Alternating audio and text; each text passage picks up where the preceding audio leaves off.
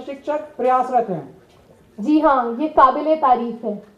चाहते हैं आप सभी पे एक बार जरा जोर से तालियों से अभिनंदन कर दें। धन्यवाद। एसजीआई प्रतिवर्ष 25% से भी ज्यादा भयंकर ग्रोथ कर रहा है। और क्या है विजन, आइए देखते हैं और पूछते हैं श्री ईश्वर चंद शर्मा से, जो कि एडवाइजर हैं एसजीआई के।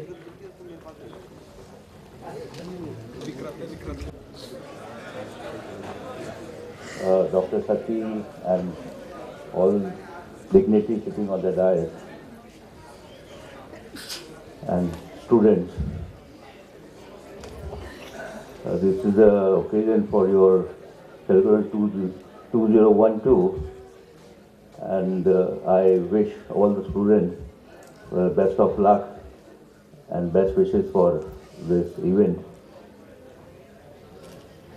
That's all I want to say. Thank you.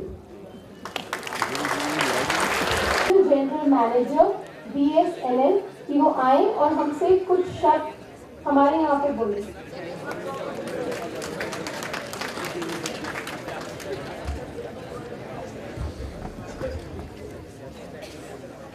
Respected Chief Guest, Dr. Sati, and other dignitaries available on the dais, faculty members, dear students. It's a matter of great happiness that Anand Engineering College is organizing 3 days program that is called Sukrot Trivida Cerverum 2012. It really one's life. Although all students here may be finding it difficult one because of unforeseen challenges ahead. As gathered, during these 3 days, you are going to organize several activities. And I hope you all will participate in these activities, and certainly for at least 3 days it will break the monotony of routine studies and it will rediscover the talent amongst you.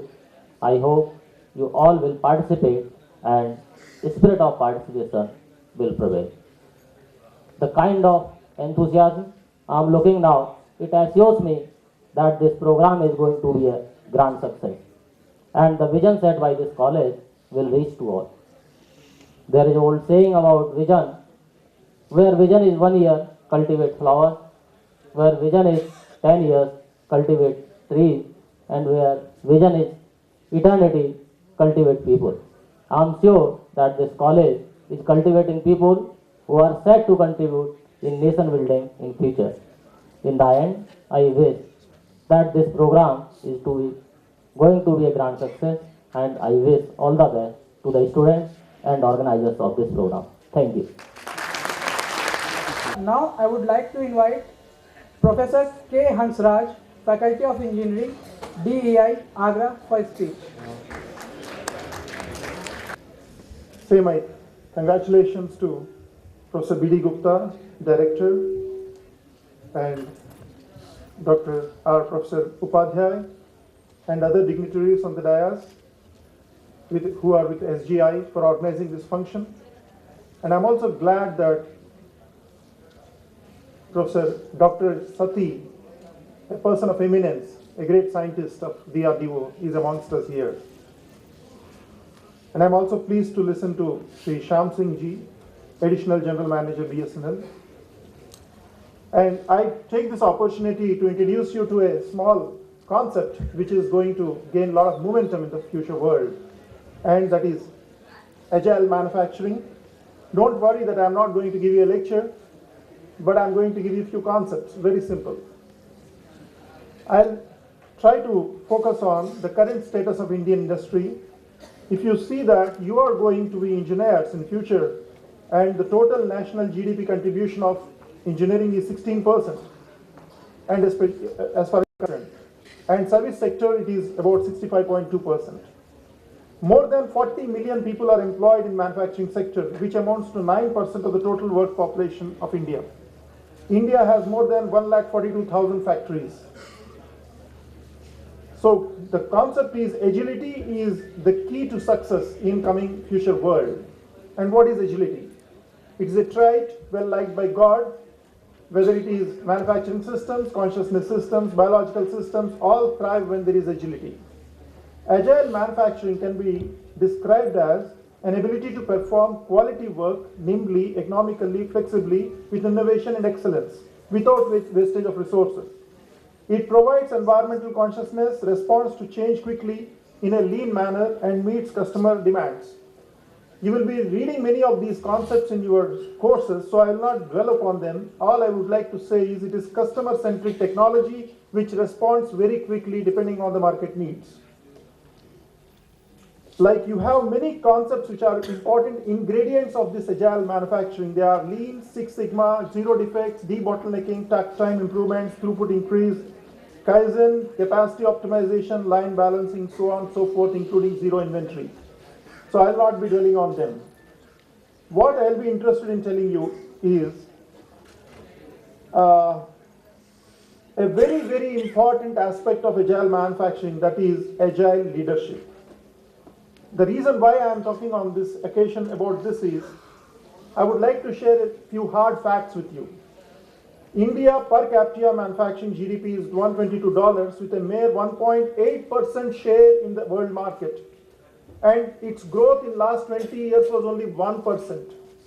Whereas comparatively, China's share of world manufacturing was almost, I think, 13.7% and $806 per capita manufacturing GDP, and it has increased 8-fold during last couple of decades. Why? What is the reason that our India is not able to progress? The India is not able to progress because of few factors which are very important. Corruption. You may wonder why. Even the CBI director of this country states in the newspaper, you can see on 14th of this month, there is an article saying that Yatha Raja Tatha Praja. There are $500 billion of money stashed away abroad by India. Second is poor infrastructure. To reach from point A to point B, even in Bangalore where MNCs are working, you need at least an hour or hour and a half. To come from the Albagh to this place, I will require at least 1 hour, 1.5 hours, maybe 2 hours at times.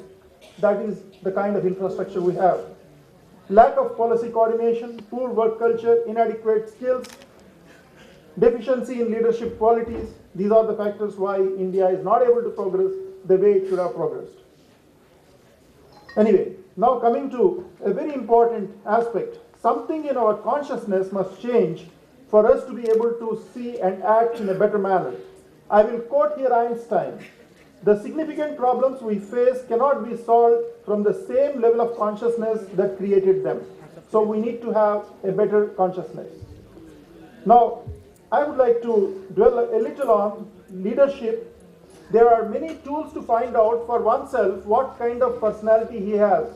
I was going through some psychological tests like Jung, 1921 device, Myers-Briggs type inventory. There are many kinds of tests which will tell you what kind of personality you have, so that the kind of growth or the kind of career you can take is very, very, defined for you. And also you can improve upon it.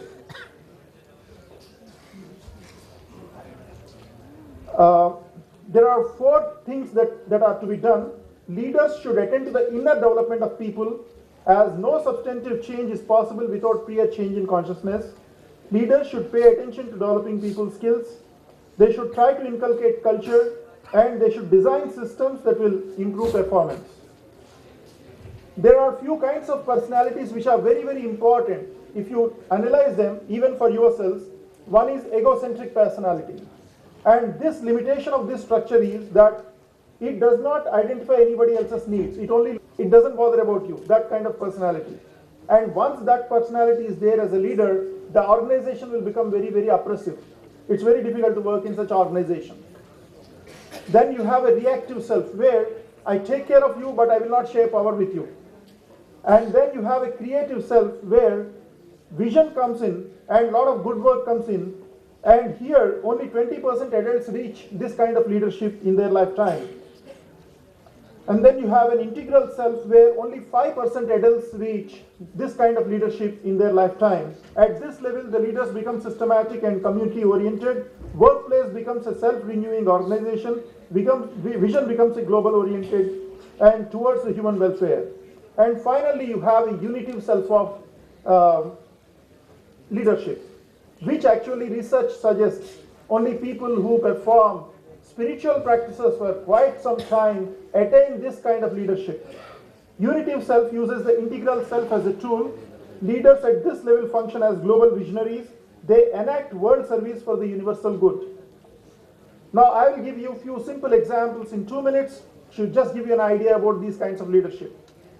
Unitive leadership or vision leadership or intuitive leadership. Here in Agra, we have such leaders, at least we have seen such leaders.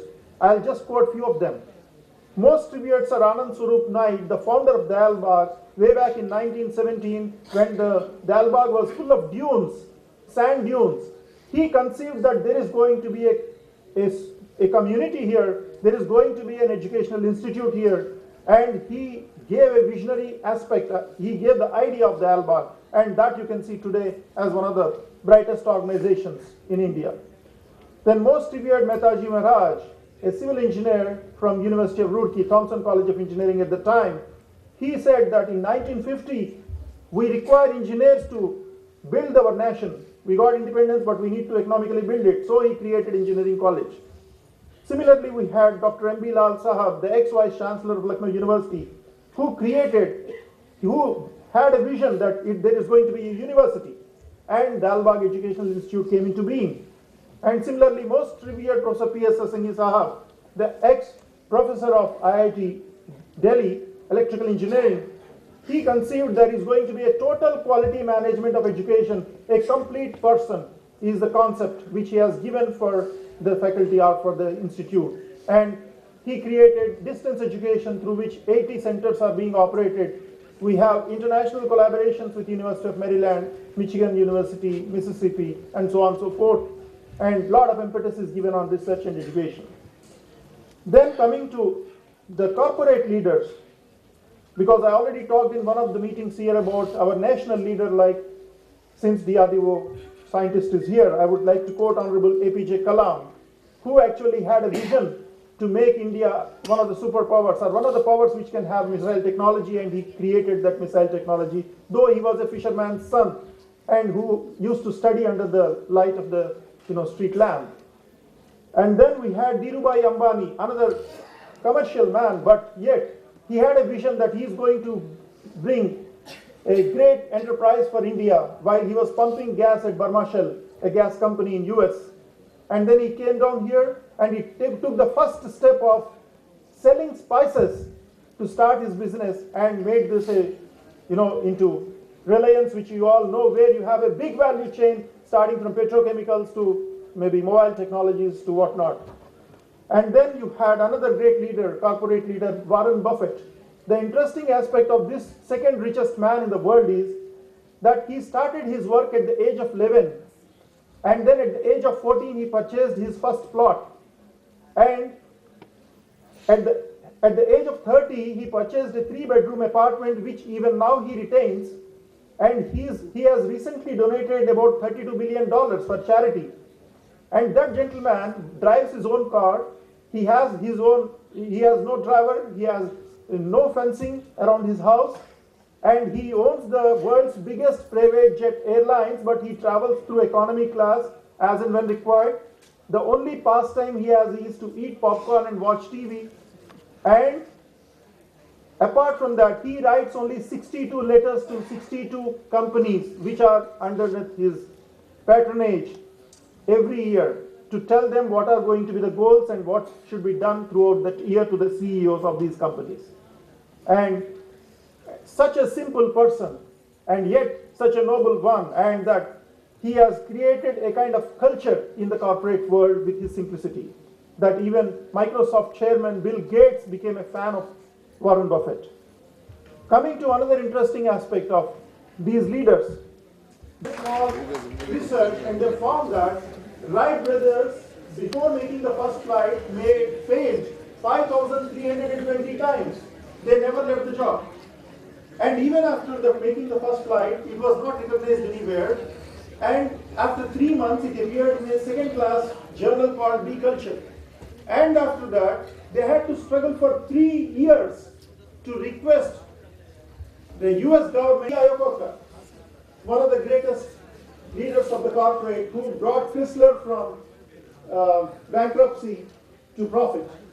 He was earlier a president in the Ford organization, and there suddenly one day Ford felt very annoyed because this guy his influence was growing like anything. He brought in Mustang and he brought billions of dollars, but Ford thought this fellow is going to overtake Ford company. So immediately threw him one day, just like that. Asked him to sit in a corner in an old godown with a broken chair.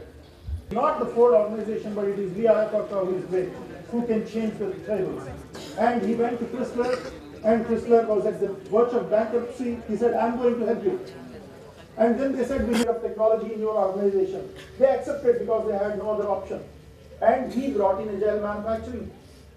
This concept of lean and agile manufacturing have turned totally the culture of the Chrysler, and it became agility of the organizations, agility of persons. This is created by the leaders who lead these organizations. So here, I wish you all a grand success and wish you that you are going to become great leaders in footsteps of these great people. And may God bless you.